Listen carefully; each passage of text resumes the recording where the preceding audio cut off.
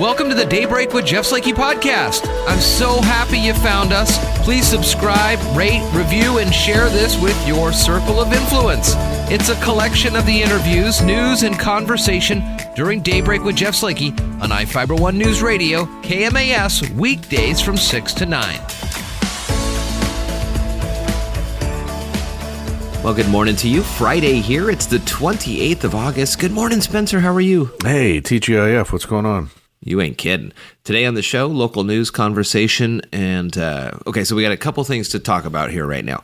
We have two big interviews with Shelton School District Superintendent Dr. Apostle, and we got the Merriam Knight School District Superintendent Matt Mallery on. Both of these conversations went longer than what we usually have on the air. So the Merriam Knight conversation was, I think, about 13, 14 minutes. Mm-hmm. And so we're going to play the most important portions of that one. The Shelton School District one, I got a lot of notes from folks from the school board meeting earlier in the week asking some questions. And so this conversation ends up being 18 minutes, almost 19 minutes. Oh, wow. But we're only going to air about 13 or 14 of it for, the sake of the show. But I encourage everybody to go and listen to the full interview on our website, i-fiber1newsradio.com, because we talk a lot about the issues that were brought up, including the surplus or the remaining fund balance that the district has. We talk a little bit about the athletic and activity directors' positions. And then there's been some news coming out of the governor's office in regards to some of these issues with transportation. So we're going to cover all that stuff. Good. Yeah, transportation's a big one. In those interviews. Yeah. So it's all going to be on the website, so just check for that. But two long, good conversations about schools with Merriam Knight already starting and Shelton starting next week. So that's what's going on there. Also, of course, since our last report yesterday, Mason County Public Health notified of 7 additional Mason County residents testing positive for COVID-19. That brings the total to 331, and Mason County Public Health continuing contact interviews. And a reminder, in Mason County, there is a restriction on outdoor burning to all lands regulated by Mason County. This burn restriction applies to outdoor burning, including land clearing and yard debris, and includes prohibition of recreational fires. The use of charcoal briquettes, gas, and propane barbecues will continue to be allowed under the ban. Federal judge in the state giving the Trump administration, the USPS Post Office, 10 days to turn over information about changes in service that critics say could undermine mail-in voting in the November election. More than 20 states filed lawsuits last week over the changes, including 14 states that sued in the U.S. District Court in Yakima.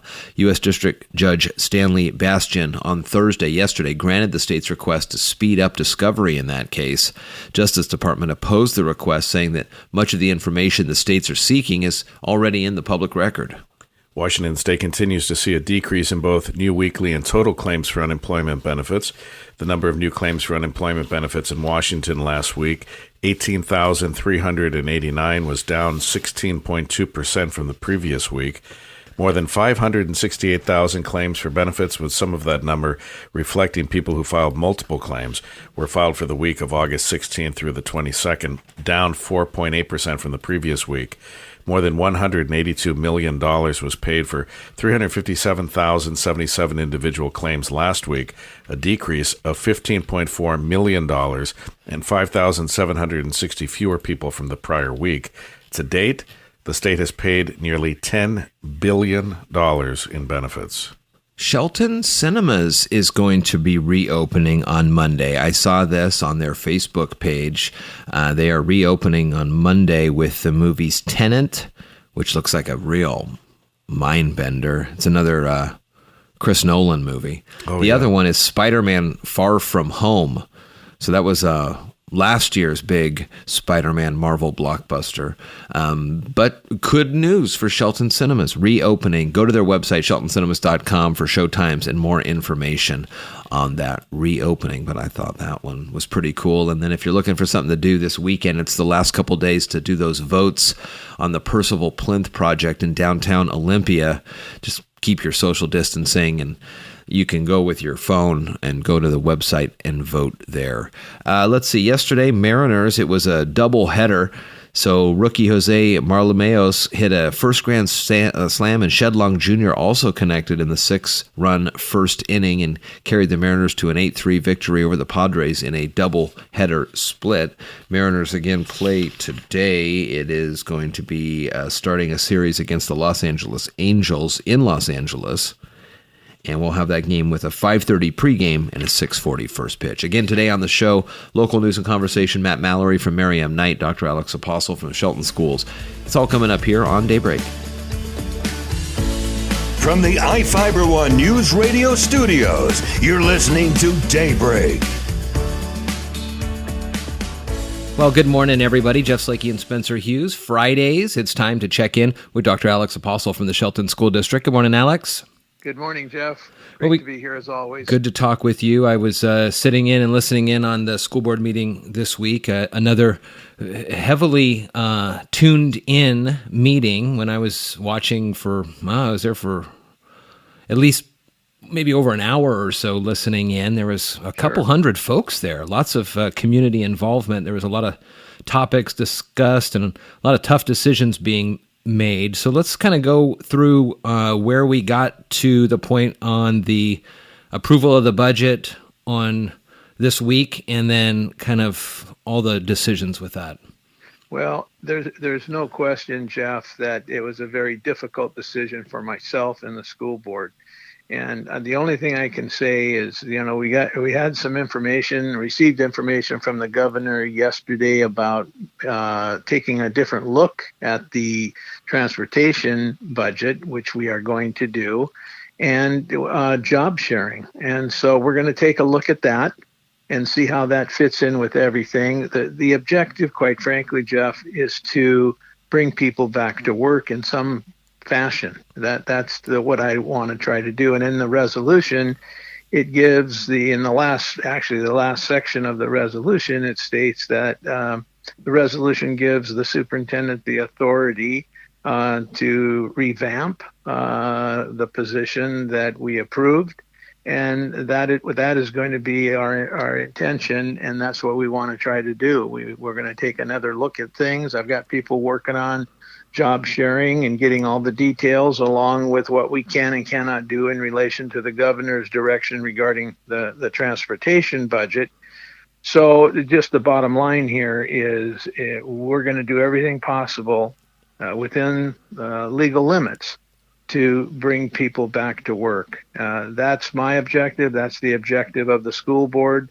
And we want to do everything we can to make that happen, because there's no question the people that are impacted regarding this budget decision are extremely important to our students, to our teachers, and to our system. It was a very, very difficult conversation. It's been a difficult conversation for months, but we didn't have all the information. And, proof of that is we received different information yesterday. Sure. And so what we're going to do is we're going to make some decisions to try to see what people we can bring back. And our intent is to, within reason, bring as many people back as possible. I would imagine, especially at this time, when you submit these budgets and you make the final votes on these from the school board, and then they get submitted, that especially now, with it so in flux on whether or not, like the information from the governor's office on transportation, or if down the road the federal government decides to take up this and work on a way to send more monies out, not only to the states, but then have that trickle down to the school districts. So is the budget is not set in stone now. If situations were to change and you're able to bring people back, it is amenable, right? We're going to do everything we can, within the law. We submitted a budget of 4,125 students, and that's what we're being funded on right now. And if our students come back above that figure, it's going to be wonderful. Then we can maneuver. If it comes in less in January, see, we're funded between now and the end of the year at 4125. Then what they're going to do in January, the state, they're going to go on actual numbers, on our actual enrollment. So if our enrollment is, let's say, conservatively, let's say it's 4,300, that gives us the latitude to be able to do what I've just mentioned. If for some reason our enrollment is 3,800, that's 325 less students than we were budgeted for. Sure. So what they will do, they will base our revenue on 3,800 or 3,825.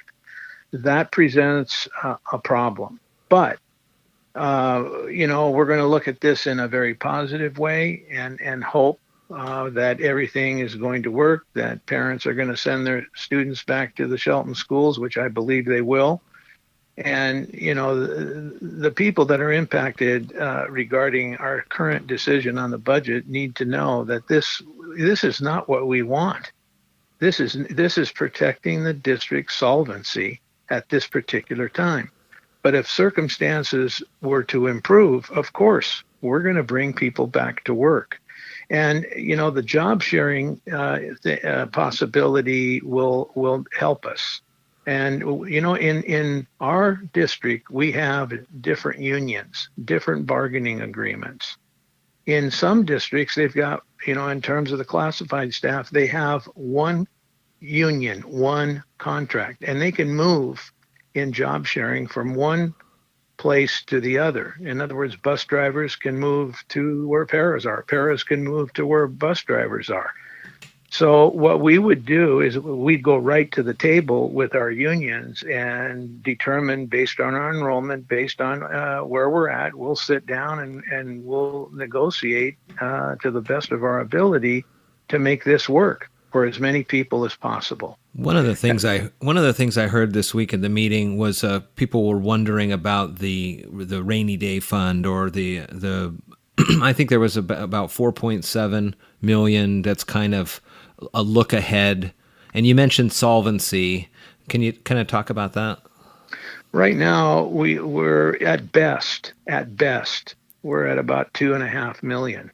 Well, in a district like ours, that's not much of a cushion just in case something happens. For example, in January, if our enrollment decreases, that $2.5 million isn't going to mean too much. So everything hinges, unfortunately, in a public school system on enrollment. That drives our revenue. So we've got to prepare for the unknown, and it's very difficult. And when you prepare for the unknown, as a superintendent and as a school board, you've got to protect the solvency of the school district. But at the same time, if things improve in terms of how we can use people, how we can bring them back, whether it's job sharing or what have you, I mean, we're going to do whatever we can. And I believe I stated that in the board meeting at the end. We're going to do everything we can. As a superintendent, you do have that authority. And of course, I will consult with the board. I'm not going to be sitting in my office and unilaterally making those kinds of decisions. I will work with my board, with the cabinet, with union leaders to see where we're at. That's the way we'll do business. And, I need to maintain a budget that's realistic in relation to the revenue. The minute, if you were to overstaff a school district, if you overestimated revenue and you continued to operate as usual, you will do harm to the district, to the students, and to everyone involved. So we're being very conservative, but at the same time, now where we see a little light at the end of the tunnel with the governor's direction and this work share possibility, we're going to exercise everything we can to look at this situation in a very positive way and try to bring people back to work. We need them. We need them. You know, we need our paras, we need our food service, we need our bus drivers, because, you know, there's going to be a time when this is going to lighten up a bit and we can get back to normal to some extent. So I just want people to know that we're looking very carefully on the information we receive every single day.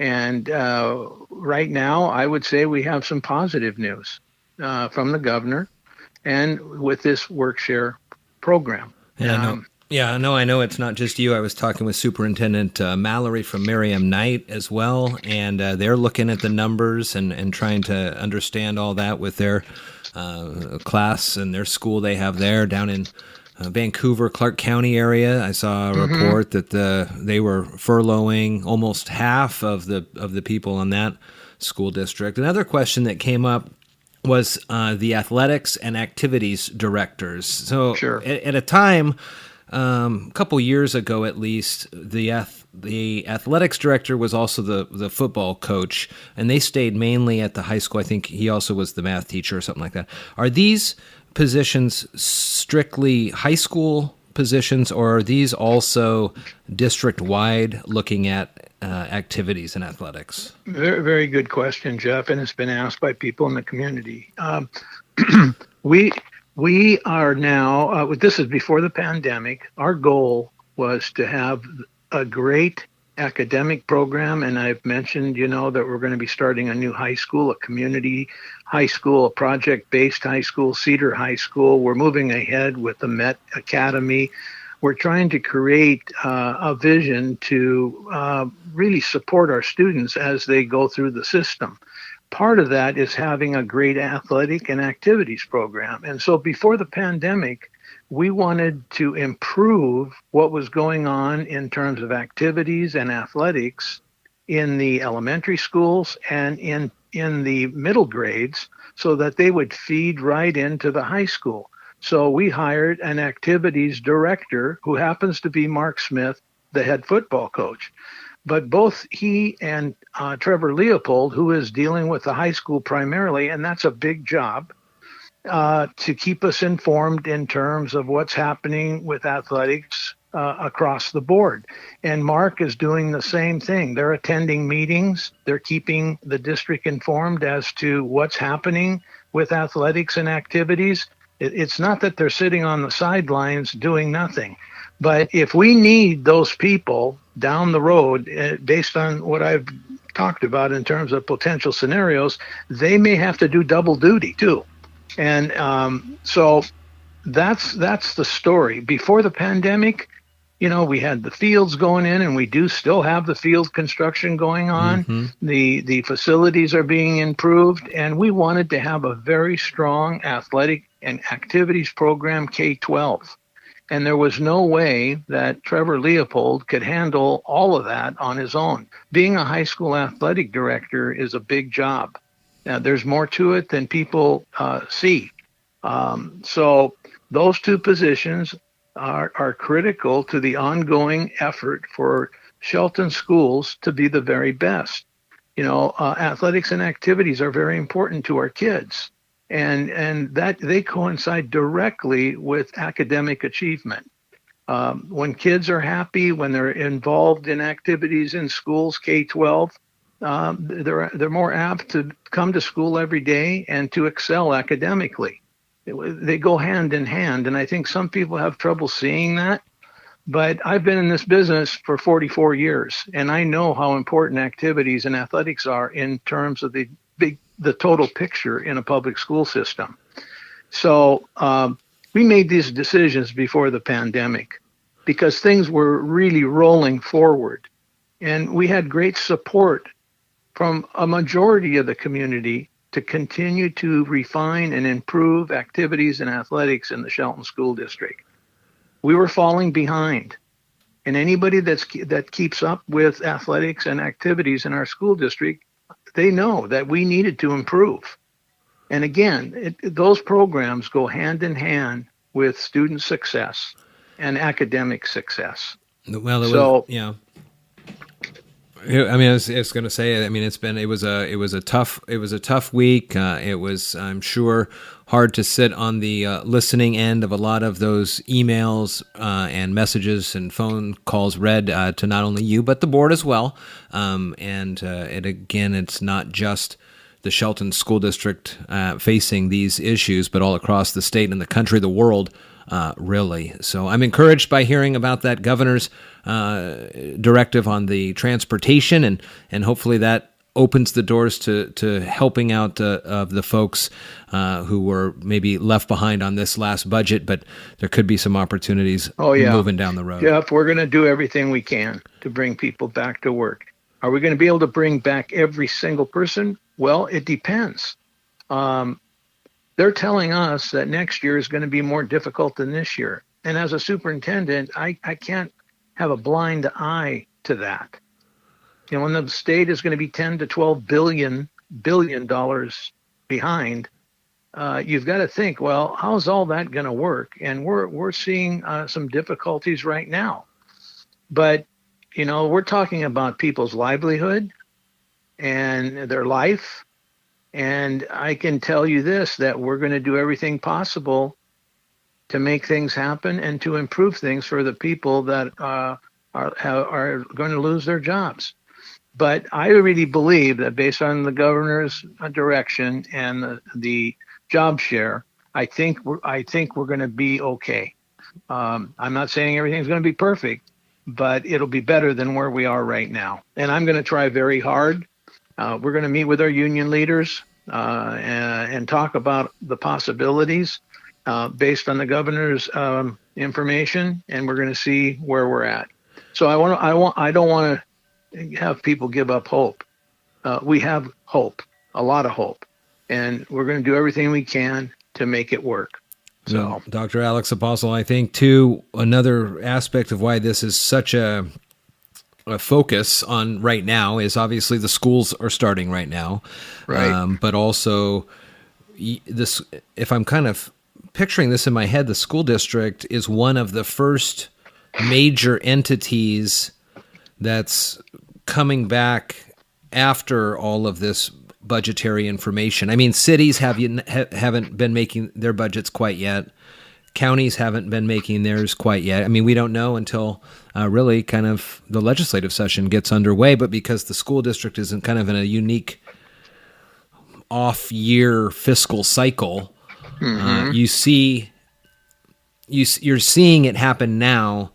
Right. When this what you guys just did this week could be a canary in the coal mine for many institutions moving down the road.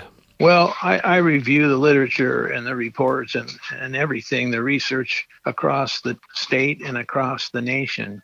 And I sent some information to the school board about school districts across the country that are doing the same thing, if not more than what we're doing here at this time. But, you know, I'm worried about Shelton. I just take a look at what's going on because that's important for a superintendent to do. But quite honestly, I'm not worried about any other district except our district. And so, like I said, Jeff, the door is open to make things better than where they are right now. And we're going to do everything possible to make things better for our people. Dr. Alex Apostle is the Shelton School District Superintendent and here weekly. And I look forward to talking with you next week to see if there's more movement on I hope so. I hope I have good news. Good to talk with you, Alex. Have a good one. Thank you, Jeff. You're listening to Daybreak on iFiber One News Radio. And good morning, everybody. Jeff Slakey and Spencer Hughes here on the Daybreak Show via Zoom video conference this morning from Mary M. Knight, the Superintendent, Matt Mallery. Good morning, Matt. How are you doing? Good, Jeff. How are you? I am well, thanks. Mary M. Knight is online at marymknight.com, and Mary M. Knight is online in general this year. Is that kind of where we're at? That is correct. We, based on a recommendation from Mason County Health about 2 weeks ago, the recommendation is that that Mason County schools should start the school year in a distance learning model, just because of the number of confirmed COVID cases that were out, and the Department of Health issued a new guidance for school districts in that school decision-making tree. And so they have a new health risk factor. It's a 3-tiered factor of high, medium, and low risk for each county for schools. And the factor is it was 75 cases or more within the last 14-day period. And so Mason County is clearly in that high risk category, Yeah. at least right now. Yeah. We have some upcoming starts of the school, but let's go back just a little bit. How is the Merriam Knight community doing and has been doing over the summer, getting ready for whatever we're eventually seeing as it's distance learning now? I think the community, in many ways, I think it's like most communities. I think they really wanted schools to start back in person if it was safe. And so when I started doing some surveys of community members, and I had at least one small focus group, and this was in mid-July, that had kind of turned into, there were some real concerns about coming back full-blown face-to-face with all the health needs that we needed to put in place with the mandatory face coverings, the daily health screening. The biggest obstacle for us, and I think from every public schools, is the requirement for 6-foot distancing in the classroom while seated. I purchased some additional student desks, so we took out tables, put in individual student desks, and based on our class size, the biggest classroom we could do safely, we could probably put 15 kids in the classroom. Oh, wow. The other problem is with our cafeteria. I have 12-foot long cafeteria tables. Regularly with our high school kids, we could put 10 kids at a table, sitting comfortably with space between them. But with that 6-foot distancing, I can only sit 3 kids at a table. Wow. So it cuts my capacity for just serving lunch down to, from where we would do like 65 or 70 kids to about 38 I could put in there seated. So there's lots of obstacles for that. So that was some of the recommendation that I gave to the board back in July about going to a hybrid model where we would do a A-B schedule, kind of split the kids in half. So we'd have 75 kids on campus, 2 days a week, 2 different groups. And then we would be doing Wednesdays in distance learning. The rationale with that is that based off of what we know and were recommended, particularly by our Department of Health and Mason County Health, is that we just had to be prepared at any time during the school year that we would have to shut our doors for maybe 14 days, and we need to be able to flip the switch quickly and go to full distance learning. So that was the planning back in July. As you start to look at those types of options and talk with the board more, just as with school districts all around the county and the state, budget time is happening now. I'm sure this has impacted Merriam Knight schools very deeply. Can you talk a little bit about what the board and you have been working on budget-wise? Yeah, so every school district's required to pass a budget for the upcoming school year. We had our budget meeting in July based on what we know or knew at the time, and a major component of that is your enrollment. We factored ours on what we knew at the time, basically at 150 kids, which is what we traditionally have.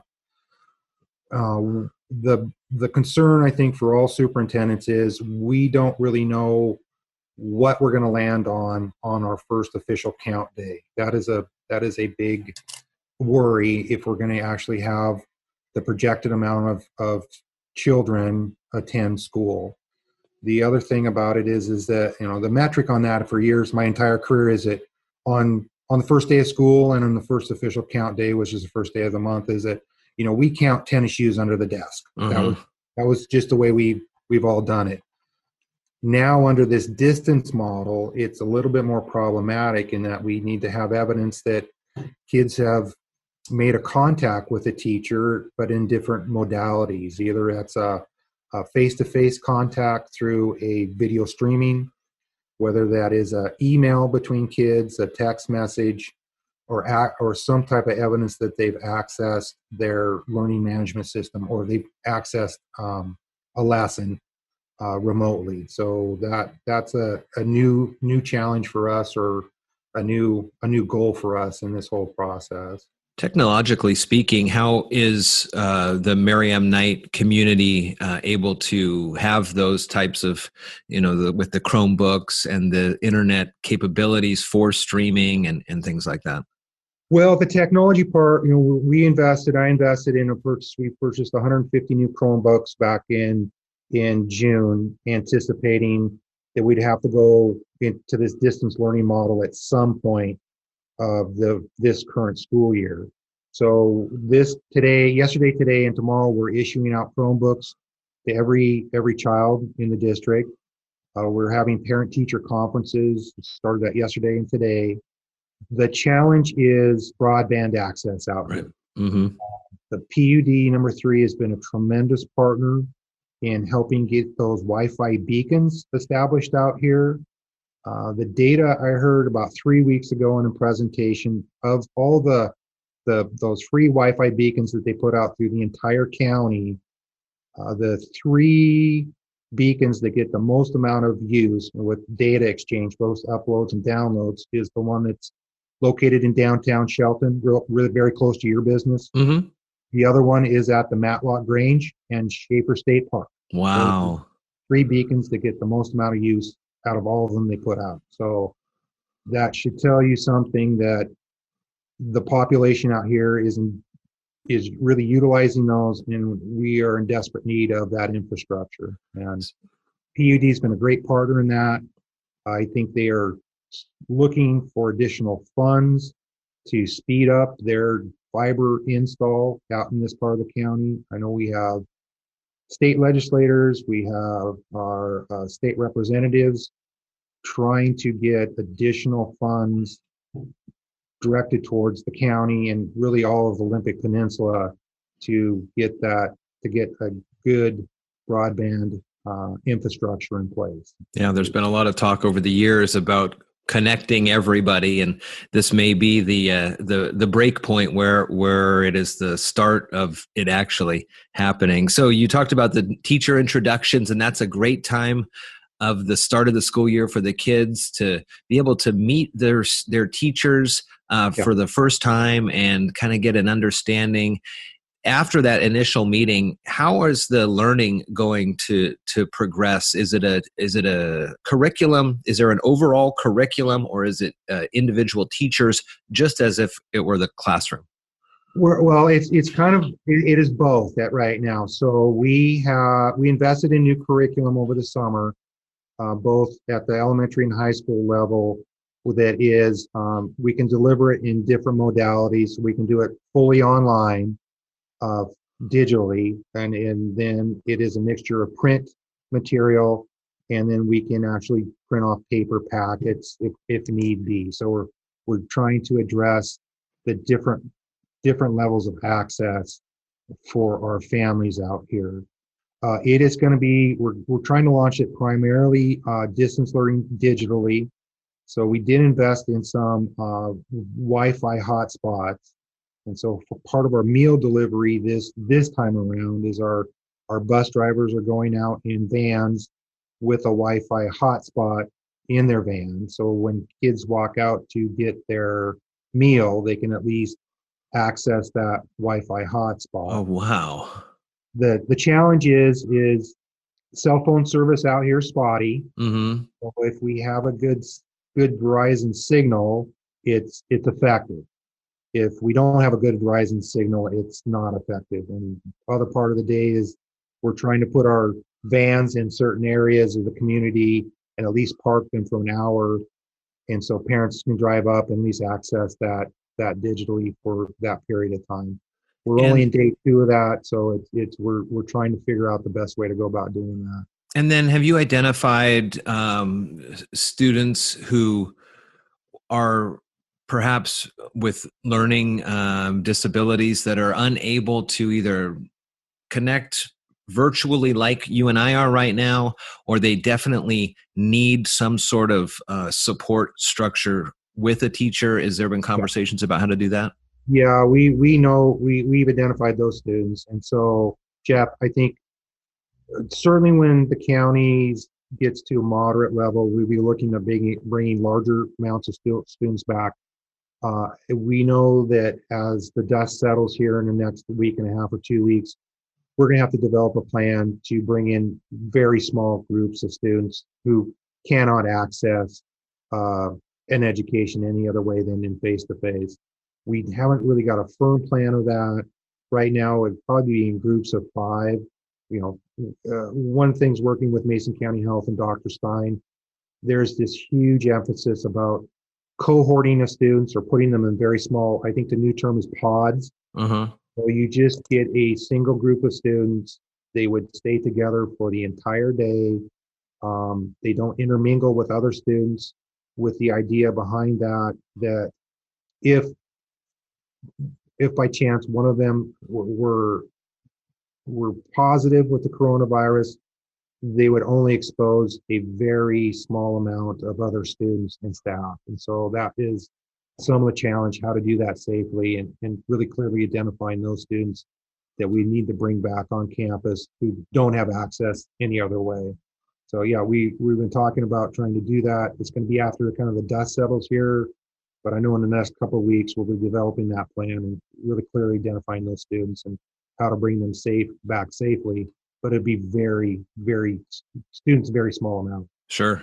I mean, it's important for those students to be able to access the same level of education as everybody else. Well, school has started in the Merriam Knight School District, and it's a crazy thing to think about as we kind of just look back on this year. Matt Mallery, the superintendent at Merriam Knight, again, online at merriamknight.com.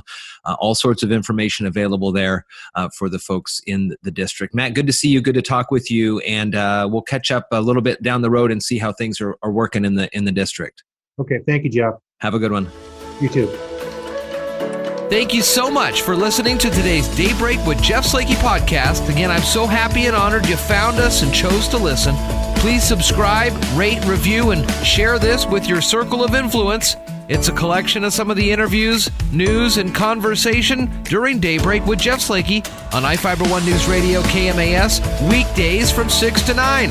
Thank you so much again, and talk with you next time.